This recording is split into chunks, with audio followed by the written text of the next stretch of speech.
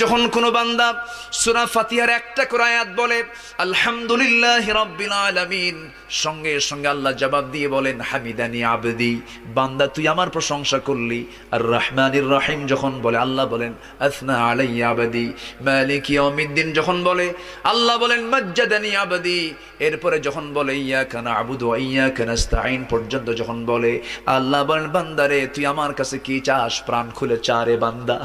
ইহদিনাস সিরাতাল মুস্তাকিম থেকে শুরু করে নিয়া ওয়ালাদ-দাল্লিন পর্যন্ত যখন বান্দা বলে তখন আল্লাহ বলেন বান্দা নামাজের মধ্যে এমন প্রেমের খেলা খেললি বান্দা, তুই যা চাইলি সব আমি আল্লাহ কবুল করলাম। ওই বান্দা যখন রুকুতে যায় আল্লাহ তখন অস্থির হন।